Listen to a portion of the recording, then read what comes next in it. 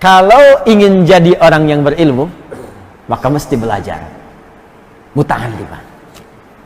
Pertanyaannya, kenapa Nabi menggunakan kalimat muta'allimah? Tuh, yang saya tuliskan. Alim, sudah saya terangkan. Ya, jadi alim itu luas. Ayo teman-teman, Anda mungkin ada yang di agama, nggak apa-apa, silahkan, siapkan. Jalan. Ada yang di umum. Tapi kalau ingat, dengar nasihat saya. Kalau Anda berkarir di umum, niatkan itu untuk kepentingan ibadah. Itu pesan saya. Niatkan untuk kepentingan ibadah. Anda sedang pendidikan, sedang belajar, atau Anda kemudian mengamalkan ilmu, ada yang di bidang arsitektur, ada yang insinyur, ada yang dokter, ya, ada yang di birokrat, ada yang di diplomasi, niatkan untuk ibadah. Sebab ketika Anda niatkan untuk ibadah, maka semua apa yang Anda pelajari saat proses pendidikan itu dituliskan pahalanya. Satu poin itu. Yang kedua, jadi punya nilai akhirat.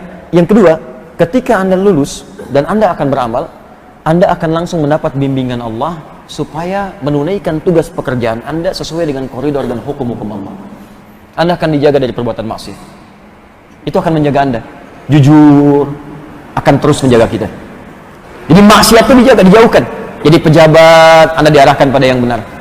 Hal-hal yang buruk itu Allah singkirkan. Dikuatkan benar di jiwa kita. Dan yang paling dahsyat, karya yang akan dia buat otomatis jadi pahala. Contoh, Anda kuliah di salah satu kampus misalnya, apapun itu untuk jadi insinyur. Anda niatkan untuk ibadah, bahkan sambil menghafal Quran, sholat dijaga dan sebagainya. Begitu lulus, Anda bikin jalan. Anda niatkan untuk ibadah, ya Allah, saya niatkan jalan ini yang dibangun memang proyek dunia, tapi niatnya akhirat. Begitu jadi jalannya, saya niatkan untuk ibadah, ya Allah, tolong jadikan setiap yang pakai jalan ini, ya Allah, berada dalam kebaikan. Begitu jalan itu dipakai oleh orang sholat akan ke masjid, setiap orang yang sholat lewat jalan itu, maka dari setiap orang yang lewat itu Anda mendapatkan bagian pahalanya tanpa dikurangi sedikit pun. Ada orang mau umrah lewat jalan yang Anda bikin, Anda mendapat bagian pahalanya. Anda yang bikin pesawatnya, Anda yang bikin pipa wudhu tuh, pipa keran tempat wudhu, Anda yang bikin, yang niatkan beribadah, dunianya dapat, bayaran dapat, gaji dapat, akhirat pahala dapat. Setiap orang wudhu Anda dapat pahalanya. Apa Anda tidak baca di hadis Muslim? Man dalla ala khair falahu ajruhu mithla ajri fa'ilihi min ghairi an yanqusa min ajri syai'. Siapa yang menunjukkan, memfasilitasi pada kebaikan, dia mendapat pahala yang sama dengan yang mengerjakannya tanpa dikurangi sedikit pun. Allahu akbar. Siapa yang bikin karpet ini? Kalau cuma diniatkan untuk dunia, cuma dapat dunianya. Tapi berapa banyak orang sujud di sini? Siapa yang bikin speaker ini? Ustaz nggak punya ilmunya. Fikih speaker ada. Fikih itu penggunaan hukumnya. Yang bikin speakernya nggak bisa. Kalau nggak bisa bikin, mana Ustaz teriak-teriak sampai belakang? Nih, kedengaran suara saya, Bu? Belakang, kedengaran? Kedengaran? Tidak. Makanya nggak bisa jawab. Kedengaran suara saya? Kedengaran karena ada ini. Ini wasilah ini. Wasilah. Kalau nggak ada ini, nggak akan nyampe suara. Ya, kalau nggak direkam, nggak akan sampai orang-orang menyimak di luar masjid ini. Maka berbahagialah orang yang bikin video, orang bikin kameranya, orang bikin rekamannya, kalau diniatkan karena Allah. Pertanyaan saya, Anda selama kerja ini, bahkan ada yang sudah pensiun, diniatkan ibadah enggak? Berapa pahala Anda hilang sama bertahun-tahun? Ini mumpung yang masih belajar-belajar. Saya ada yang masih pakai seragam, teman-teman datang belajar, Masya Allah, berbahagialah Anda. Berbahagialah. Nah, kalau Anda sedang pendidikan seperti ini, sedang belajar, atau Anda yang kalaupun sudah tidak berkarir lagi, datang ke masjid, belajar fikih, belajar hadis, belajar tafsir, maka kata Nabi kalimat yang menggunakan ughdu aliman, au kun aliman, au muta'allima.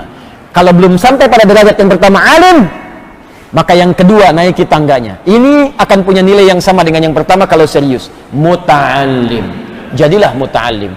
Jadilah pembelajar. Teman-teman, pembelajar punya dua kata dalam bahasa Arab. Satu, darisun, dari kata darasa yadrusu, darsan wa dirasatan fahuwa darisun.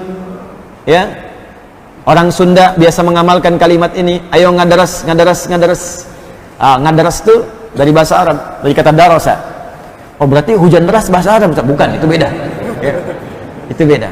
Banyak kosakata bahasa Arab di bahasa Indonesia, termasuk bahasa-bahasa daerah. Ya, bahasa Sunda yang bahasa pasaran, betung, ya, perut, batnun. Ya, Ya, batnun dari kata apa namanya? Batnun dari kata perut, batnun. Bahasa Indonesia lebih banyak lagi. Musyawarah, bab, gitu kan? Lebih banyak lagi diserap. Makanya orang Indonesia kalau belajar bahasa Arab itu akan cepat.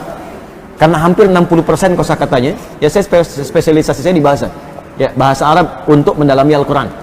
Jadi saya juga mengkaji untuk tafsirnya, ya fikihnya, hukumnya, tapi dasarnya tetap di ilmu bahasanya karena ini yang paling penting. Nah, teman-teman, ternyata 60% di bahasa kita itu rata-rata terambil dari bahasa Arab. Makanya akan cepat. Insya Allah akan cepat. Ya, dan itu ternyata bahasa Arab itu termasuk bahasa yang paling gampang tuh dipelajari. Makanya anak-anak kecil di Arab segini tuh cepat tuh, ya. Wah, langsung ketemu cepat sekali. Ya. Ya, burung beo dibawa ke Arab tuh sana di Mekah tuh bisa tuh. Ya, 2 hari 3 hari ajarin. Kayak haluk ketemu orang Arab, ayo halak. Alhamdulillah nabi khair. Anta man? Min aina anta? Min al-jinnati wan nas. Ya, wah, itu pokoknya cepatlah beo. Jadi kalau beo aja bisa, masa kita susah? Ya masa kita susah. Nah, itu darasa yadrusu. Ada yang kedua, ta'allama yata'allamu, ta'alluman fahuwa muta'allim. Ta'allama. Jadi ada darasa.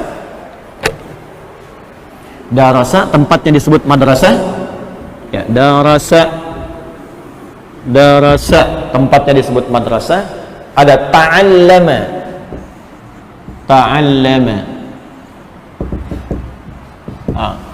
Darasa orangnya daris, yang mengajarnya mudaris, tempatnya madrasah.